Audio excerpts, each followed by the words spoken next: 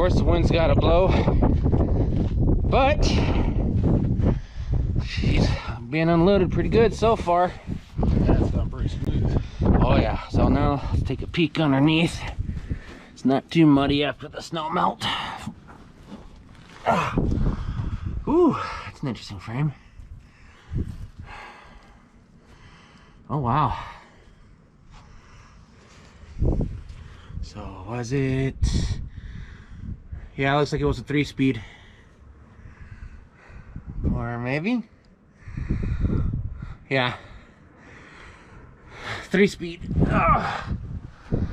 So at least you got a clutch set up for a 4-speed. Oh. Frame looks pretty damn good. If I have to see what it's like on the inside. Yeah, well, I unload all those spare seats then. Yeah. These spring holders are pretty good, but I have to inspect those since she's a shoebox. Wait a second. 1, 2, 3, 4, 5, 6, 7, 8, 9. Got 10. Oh. Wasn't 10 bolts on the hub of the rear axle, 9-inch? I can't remember now. I don't remember on the older one. Yeah, gosh dang, I can't remember now. They're supposed to be 9, I think. Yeah. I think. It's been a while. I'm out of touch. I got stuff written down. It's pretty bad when you have a mess with stuff and in a month you kind of forget things. We got some 9 inches in that pile over there. I just got Yeah. I don't think they're sitting on top there to look. Yeah. I see one tiny bad spot in the floorboard right here, but that ain't nothing trivial to fix. The rocker panels need to be replaced, obviously. Yeah. And this came from Montana, so yeah. But yeah, I have to check this frame because you know how it's split. It's split welded. That's what I call it. Because you know they put it together and then they weld it right here. I have to check and see if its integrity and the welds are still okay. Yeah. I was expecting a little bit more of an elaborate design for these frames, but no, it's straight. No curve or anything. It's just straight front to back. So, and I can't remember what size of flathead these took. So,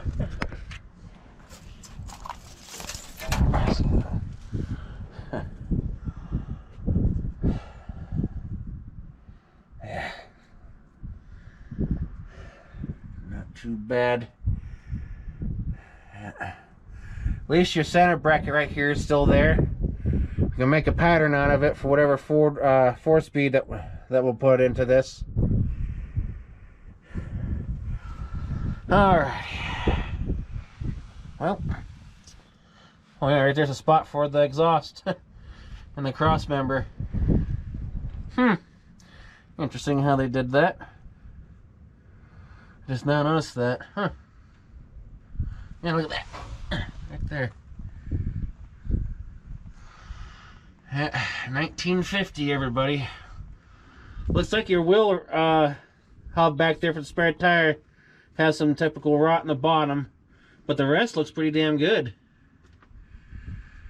But alrighty, I better get out of this and get her unloaded and everything picked up, and we'll take stuff out of it and see what comes of it. Alright, since the GoPro decided to die at 74%, that battery's no good.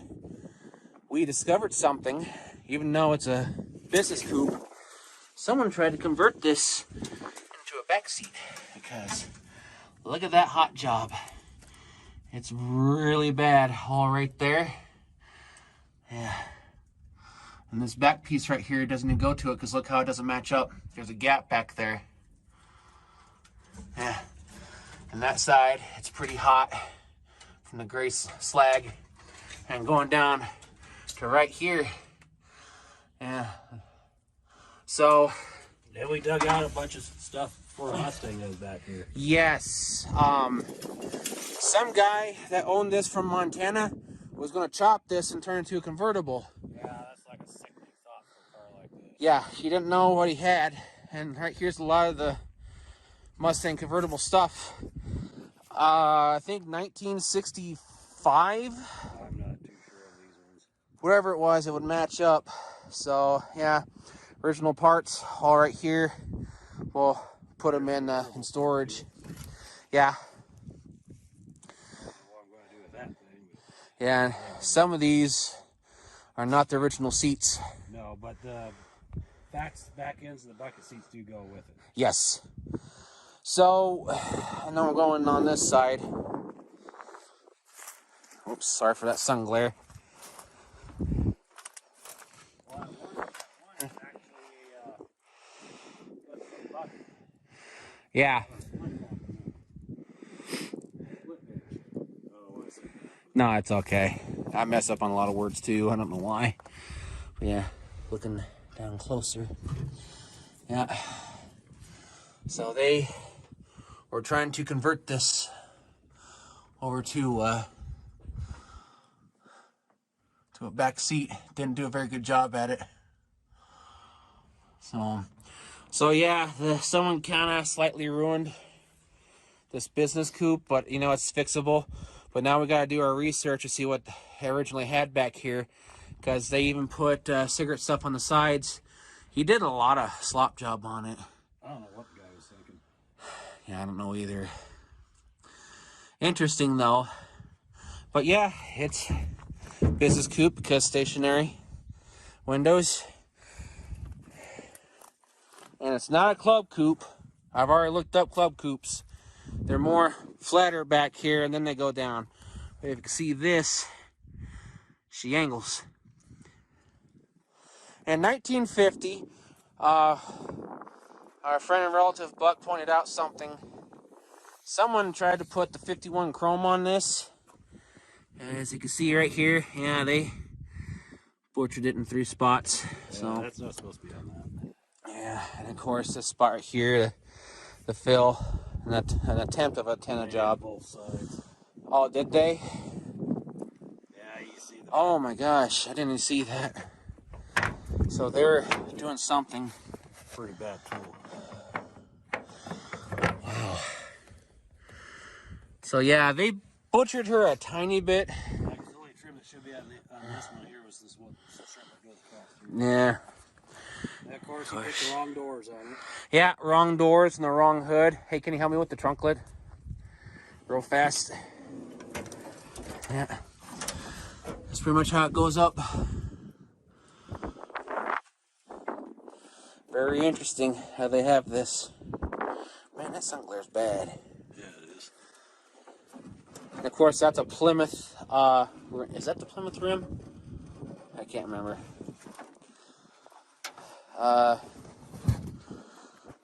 No, that's just a spare. Yeah, it's just a spare. No, there's a Plymouth rim on this someplace that has the. Is that one it? No. This is supposed to be the normal size. It's supposed to go on at 15s. Yeah, you're supposed to have 15s. Yep. You're on 14s or 16s on these older cars, especially up to 56, 57. You just chew them up. Yep. 58s are like that too. 15. Mm-hmm. And no, that's off of the Drama Queen. Oh yeah, here's the Plymouth rim with the extra holes and such in it. So, is there work there? Yeah. Both the rocker pans are kind of rotted out. A few holes here and there in the floorboard. We do have the cover, whoops, in the middle to make a pattern off of for the 4-speed. And even though there's no engine transmission in this is a very tall car. A very, very tall car. They will this here. Yeah, they tore all. Weld marks over there, and you get up over here, you can see. Oh yeah, I'm gonna zoom in now with hopefully with not hitting the stop button. Looks like he used a torch to cut the old stuff out. Yeah, he did. Yeah, look at that. Yep. Yeah, So, but what's the odds of having a second business coupe fall in your lap? Well, yeah, you have 2. This one and the 51 Dodge Wayfarer Business Coupe. Yeah. 1 year off, 50 and 51. So, yeah, there's some work. There's panels out there for this. There's Out there. Oh yeah. As soon as I first saw the first two, I looked at them and it's like, yeah, there's quite a bit out there for these. I guess the last bit to go with is to lift up the hood. But have to unwire it. Yeah, wrong year hood on this. This is a 51 custom hood, or was it 49? I can't remember. Oh, that broke. Yeah. Yeah. See, look at that.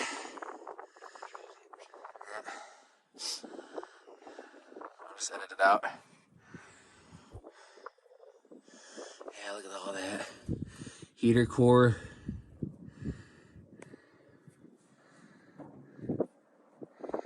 Yeah. That's a fan. Yeah. So you could actually put a great huge engine in this. Yeah, I'm thinking Cleveland Super Cobra Jet. Yep, 4-speed. Same setup I'm going to put in the top loader. Yep, same setup I'm going to do with the 65 Fairlane Sports Coupe. Almost had a chance to get a 64 Sports Coupe, but someone beat me to it by 2 days. But wasn't meant to be, which is fine. So yeah, it's a little, sucks rough, but it's no big deal. Front clips off of these Fords cross over from one another pretty much every year of 1950. Grills, I think, might be the same, except for a few bits and pieces here and there. I'm not sure yet.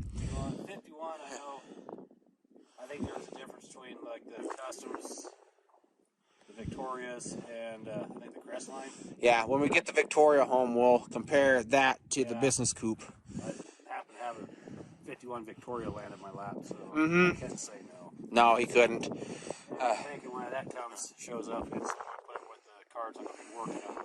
Yep, Ford clubs were pressuring us into working on it, so I was like, yeah, that would be the last one we could really squeeze in. But 1950 for the rectangular, 49 was the diamond, wasn't it? Yes. Yes. When in doubt, look at your turn signals. And look at your door handles. Yes, this, I can't remember what year doors this has with the wrong ones. 50s are supposed to have push button. I think so. We'll have to double check. The business coupe has something a little bit different for the doors, I think. Don't take our word for it. We're still researching, still learning stuff about these shoe boxes. I know that's not the right door. Yeah, our first shoe box, his first shoe box. Heck, you can't say no to it. So there you go, everybody. Of course, I got a custom coming too. So. Yes. That's just a standard custom sedan, isn't it? Yeah. I just thought. Yeah.